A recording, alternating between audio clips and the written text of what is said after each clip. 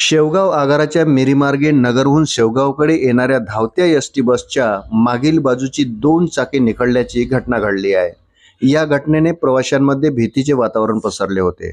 रस्त्यावरील नागरिकांसह प्रवाशांच्या ही बाब तत्काळ लक्षात आल्यानंतर त्यांनी आरडाओरडा करून चालकाला बस थांबवण्यास लावली। त्यामुळे मोठा अनर्थ टळला। सविस्तर वृत्त जाणून घेण्याकरता चॅनलला सबस्क्राईब जरूर करा।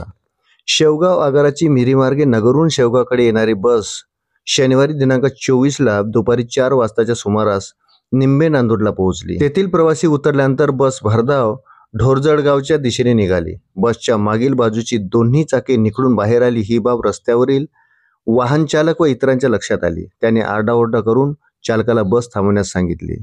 त्याने प्रसंगावधान राखून बस रस्त्याच्या एका बाजूला उभी केली। त्यानंतर प्रवाशांनी सुटकेचा श्वास सोडला। या घटनेमुळे एक मोठा अपघात टळला असला तरी प्रवाशांच्या सुरक्षिततेचा प्रश्न पुन्हा ऐरणीवर आला आहे। यावेळी दुसऱ्या बसची व्यवस्था होईपर्यंत प्रवाशांना पावसात भिजत उभे राहावे लागले।